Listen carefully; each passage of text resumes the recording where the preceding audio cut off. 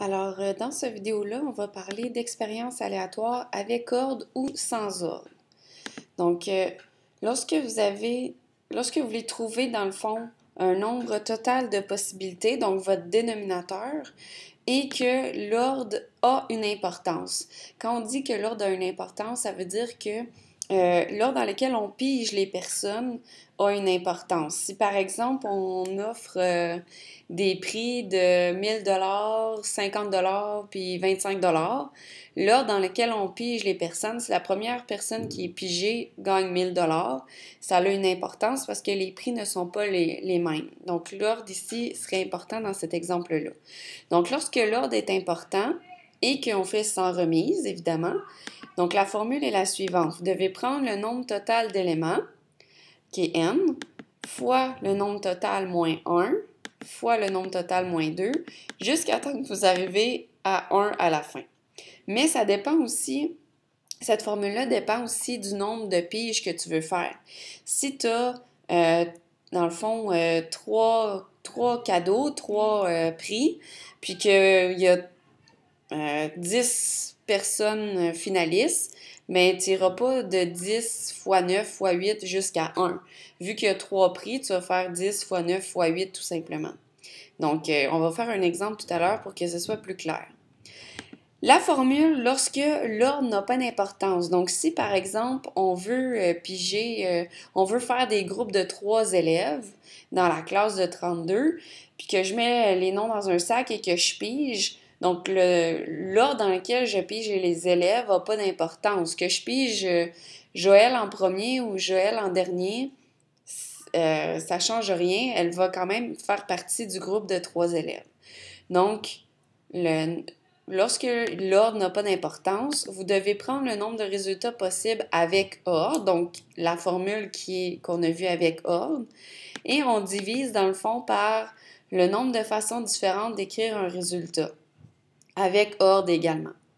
Donc, par exemple, si l'école offre 3 cartes iTunes aux 6 élèves de la 5e secondaire qui se sont le plus démarqués, il y a Béatrice, Charles, Hugo, Véronique, Martine et Marc qui se sont démarqués en 5e secondaire. On veut savoir, dans le fond, le nombre d'élèves, le nombre de groupes total qu'on peut faire avec ces 6 élèves-là. Donc, le nombre de groupes qui peuvent gagner les 3 cartes, le nombre de possibilités totales. Alors là, vu que les 3 cartes ont, dans le fond, les 3 prix sont de la même valeur, on va dire que c'est sans ordre. Donc, que je pige Martine en premier ou que je pige Martine en troisième, ça ne change rien. Elle gagne pareil une carte. Donc, ici, on peut dire qu'on va prendre la formule pour trouver le nombre de résultats total sans ordre. Donc, ce que je vais faire, c'est que je vais prendre le nombre de résultats possibles avec ordre et je vais le diviser par le nombre de façons différentes d'écrire le résultat. Alors, pour trouver le nombre de groupes, pour trouver le nombre de résultats possibles avec ordre, je sais que j'ai 3 cartes cadeaux. Donc, j'ai la première carte, la deuxième carte et la troisième carte. Pour la première carte, j'ai 6 choix possibles. Donc, j'ai 6 élèves possibles. Pour la deuxième carte, il m'en reste 5 choix possibles parce que j'en ai déjà pigé une. Et pour la troisième carte, il me reste 4 choix possibles. Donc, c'est pour ça que ça fait 6 fois 5 fois 4 parce qu'on a 3 cartes à donner et il y a 6 personnes en tout. Et donc ça c'était, si l'ordre est important, on ferait juste faire ce calcul-là. Donc, on ferait juste faire 6 fois 5 fois 4 pour trouver le nombre total de possibilités. Mais là, vu que l'ordre n'a pas d'importance, on doit diviser par le nombre de façons différentes qu'on peut écrire les gagnants. Donc, une même réponse. Alors, vu qu'il y a 3 gagnants, ici, c'est 3 fois 2 fois 1 qu'on va faire. Alors, 6 fois 5 fois 4, ça donne 120 et 3 fois 2 fois 1, ça donne 6. Alors, 120 divisé par 6, ça fait 20 groupes possibles si l'ordre n'a pas d'importance. On va faire un autre exemple. Donc, il y a un sondage qui a été fait. Il y a 10 élèves qui ont été ressortis pour faire partie du conseil étudiant. Donc, il y a 10 élèves possibles. Et dans le conseil étudiant, on a une place de président, vice-président et 2 places de secrétaire. Alors là, ici, la première personne qu'on va piger, c'est la personne qui va être au poste de président. Deuxième, la personne qui va être au poste de vice-président.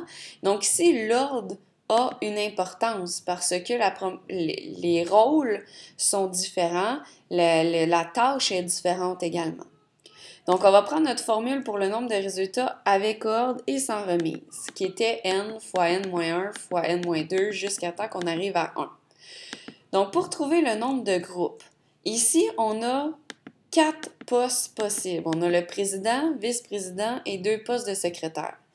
Pour le poste de président, on a 10 élèves. Donc, on a 10 élèves possibles qui peuvent être présidents dans notre sac. Ensuite, pour le vice-président, vu qu'on en a déjà pigé un, il en reste 9. Ensuite, la première secrétaire, il en reste 8. Et la deuxième poste de secrétaire, il en reste 7. Alors, pour ça qu'on ne va pas jusqu'à 1, parce qu'on n'a pas 10 postes à remplir, on en a juste 4. Alors, si vous faites 10 fois 9 fois 8 fois 7, ça nous donne 5040 groupes, donc 5040 possibilités de conseils étudiants qu'on peut faire avec les 10 élèves.